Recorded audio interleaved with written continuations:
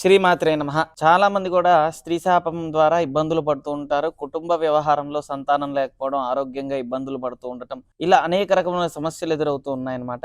అయితే ప్రత్యేకించి స్త్రీ శాపం ఏ విధంగా ఉంటుంది? ఎన్ని రకాలుంటాయి? దాని యొక్క ప్రభావం మన మీద ఎలా ఉంటుంది? రాశి ఫలితాలుగా చూసుకుంటే గనక ప్రత్యేకించి 4 విధాలుగా శాపాలుంటాయన్నమాట. స్త్రీ శాపానికి సంబంధించి ప్రప్రథమైన శాపం చూసుకుంటే అన్నిటికీ కూడా ముందు శాపం వంశశాపం అన్నమాట. స్త్రీ శాపంలో మొదటి శాపమైన వంశశాపం ఏ విధంగా ఉండబోతుందంటే, సహజంగా కొంతమంది గర్భవతులైన తర్వాత గర్భిణీ స్త్రీలని ఇబ్బంది పెడుతూ, గొడవలు పడుతూ, గర్భిణీ స్త్రీలనే వేధిస్తూ, వారికొచ్చిన గర్భం నివారణ కోరుకొని, వాళ్ళకి ఇష్టం లేకపోయినా సరే ఆ గర్భం తీయించినప్పుడు వచ్చే శాపం వంశశాపము అంటారు. దానివల్ల ఏం జరుగుతుందంటే, కొంతమందికి సంతానం ఆలస్యం అవ్వటం, సంతానం కలిగిన సంతానంలోనే ఎక్కువ మందికి కూడా వంశపారపర్యంగా వచ్చే దోషాలు, అంగవైకల్యం, అదేవిధంగా మనోవైకల్యం కలిగే సంతానం కలిగే అవకాశం ఎక్కువగా ఉందన్నమాట. అదేవిధంగా ద్వితీయం అంటే రెండోది చూసుకుంటే కనుక భోగశాపము అంటారు. ఈ భోగశాపం చూసుకుంటే చాలా మందికి తెలియదు భోగశాప ప్రభావం ఎలా ఉంటుంది అని. భోగశాపం అనేది ఏంటిదంటే, పరస్త్రీ వ్యామోహం వల్ల పరస్త్రీయే చాలా యోగంగా ఫీల్ అవుతూ, ఇంట్లో ఉన్న స్త్రీని పట్టించుకోకుండా, ఇంట్లో ఉన్న స్త్రీని ప్రేమాప్యాయంగా చూడకుండా పరస్త్రీ వ్యామోహంలో ఉండటం వల్ల కలిగే భోగశాపము అంటారు. ఈ యొక్క శాపం వల్ల ప్రశాంతత లేకపోవడం, ఆరోగ్య సమస్యలు ఎదురవ్వటం, అన్నిట్లో కూడా ఎక్కువగా ఇబ్బందులు పడుతూ ఉండటం జరుగుతుందన్నమాట. భోగశాపం వల్ల ఇంట్లో సుఖం ఉండదు, బయట సుఖ పెట్టలేరు. అంటే వీరి ఆలోచన మొత్తం కూడా బయట ఉన్నప్పటికీ కూడా బయట సుఖ పెట్టడం చాలా కష్టం. ఇంట్లో వాళ్ళు ప్రేమగా ఉన్నప్పుడు వీళ్ళని కూడా మంచిగా అర్థం చేసుకునే స్వభావం ఉండదన్నమాట. దాని ద్వారా అనేక రకములైన సమస్యలు ఎదురైపోతూ ఉంటాయన్నమాట. దాని ద్వారా ప్రశాంతత అనేది ఖచ్చితంగా ఉండదు. ఇది రెండో శాపం.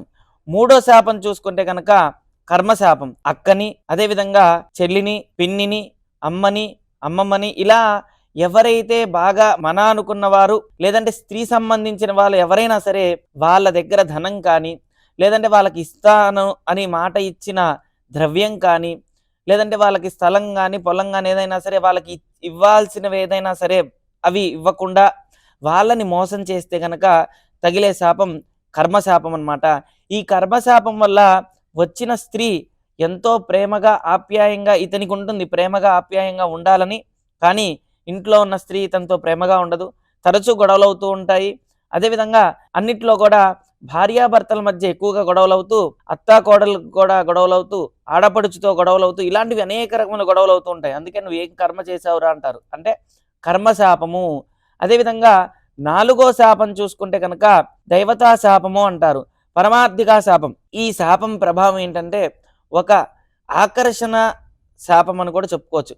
ఎవరైనా సరే ఒక వ్యక్తి తనకి నచ్చింది కదా అని ఇతనికి సంబంధించిన వ్యవహారంలో చాలా వరకు కూడా గుప్తంగా ఉంచి, ఎవరైతే స్త్రీ ఉంటారో తనతో ధనపరంగా అన్ని రకాలుగా కూడా వస్తుపరంగా, ధనపరంగా, అదేవిధంగా సమయపరంగా కూడా వాడుకొని, అన్ని విధాలుగా కూడా వాడుకొని లాస్ట్కి వదిలించుకుండే ఆలోచనలు పెట్టుకొని వదిలించుకుంటారు. అప్పుడు జరిగే యొక్క శాపము మరి పరమార్థిక శాపం అంటారనమాట. ఈ శాప ప్రభావం చేత ఇతనికి ప్రతి నిత్యము కూడా మనశ్శాంతి ఉండదు, ప్రశాంతత ఉండదు. ఎక్కడికి వెళ్ళినా కానీ దరిద్రమే వెంటాడుతూ ఉంటుంది. అంటే ఇతను చేసే జాబ్లో కానీ, వ్యాపారంలో కానీ, ఉద్యోగంలో కానీ ఖచ్చితంగా కూడా సమస్యలు ఎదురవుతూ ఉంటాయి. ఇతనికి ఎందుకు సమస్య వచ్చింది అని తెలుసుకునే లోపే అనేక రకమైన ఇబ్బందులు పడుతూ ఉండటం జరుగుతుందన్నమాట.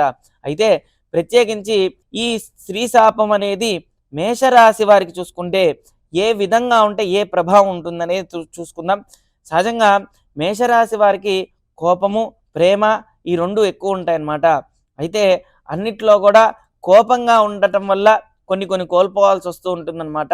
వీరికి ఏం తెలియజేస్తుంది గ్రహస్థితులు అంటే, ఇప్పుడు ప్రత్యేకించి ఈ యొక్క సంవత్సరం చూసుకుంటే ఈ శాప ప్రభావం వీరి మీద ఈ సంవత్సరం ఎలా ఉండబోతుందో చూసుకుంటే కనుక, జాతకాన్ని ఎప్పుడైనా సరే మేషరాశి వారికి ఒకవేళ అష్టమ స్థానంలో కనుక కుజుడున్నా, లేదంటే చంద్రుడున్నా, శుక్రుడున్నా, శుక్రుడితో కూడిన రాహు ఉన్నా, శుక్రుడితో కూడిన శని ఉన్నా, ఇలాంటివన్నీ కూడా శాప ప్రభావాలు.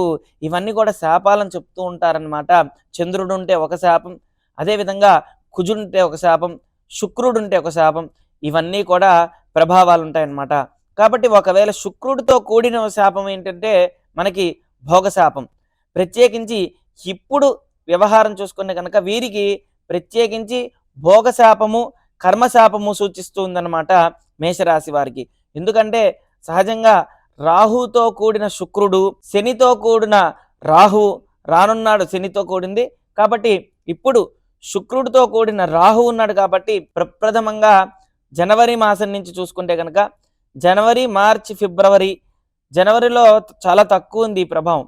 ఎందుకంటే ఫిబ్రవరి మధ్యలో మనకి శుక్రగ్రహం రాహుతో కలిసింది కాబట్టి భోగ్యస్థానంలో ఉండటం వల్ల మనకి వ్యయస్థానంలో ఉన్నాడు. అంటే 12వ స్థానంలో మనకి వ్యయం అంటే ఖర్చు కానీ అన్నిటికీ సంబంధించిన వ్యయస్థానం చూస్తారు. అయితే శుక్రుడు భోగకారకుడు, భాగ్యకారకుడు కాబట్టి వీరికి ప్రత్యేకించి ఈ సమయంలో అనవసరమైన గొడవలు అవ్వటం, మనస్పర్ధలు ఎక్కువగా ఉండటం, ఫిబ్రవరి, మార్చి, ఏప్రిల్ ఈ 3 మాసాలు కూడా తెలిసి కానీ తెలియక కానీ గొడవలు ఎక్కువ పడుతూ ఉండటం, అనవసరమైన విషయాల్లోనే సుఖం ఉండకపోవడం, ఎక్కడో ఆలోచన పెట్టుకొని ఇంట్లో అశ్రద్ధ చేయడం, ఇంట్లో వాళ్ళు వీళ్ళ మీద ఎంత ప్రేమ చూపించినా వీరికి అర్థం చేసుకోలేకపోవడం. వాస్తవంగా చెప్పాలంటే ఖచ్చితంగా కూడా భార్యతో సక్రమంగా ప్రేమగా ఉండలేకపోయే వ్యక్తులు భోగదోషం అంటారు. అది వీరికి ఇప్పుడు ప్రత్యేకించి సూచిస్తూ ఉందన్నమాట.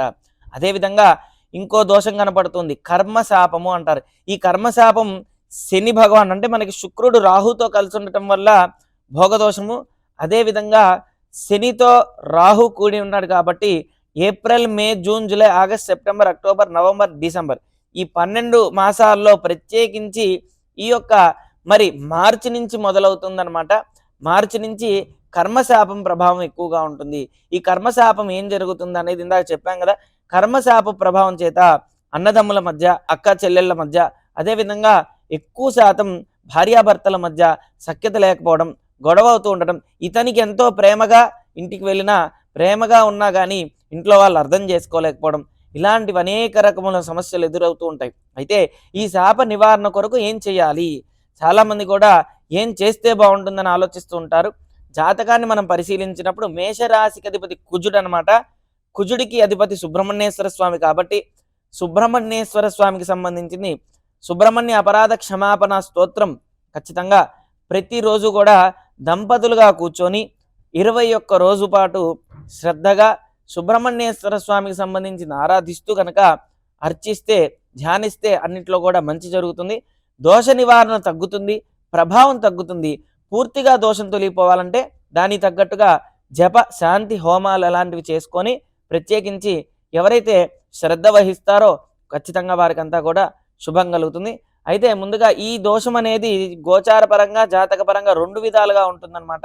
ఒకవేళ ఎవరికైనా జాతకంలో మాకే స్త్రీ సంబంధమైన దోషం ఉందో తెలుసుకోవాలనుకుంటే అన్నిట్లో కూడా జాగ్రత్త పడి తెలుసుకొని అన్నిటికీ అర్చిస్తే కనుక మంచి ఫలితం ఉంటుందన్నమాట.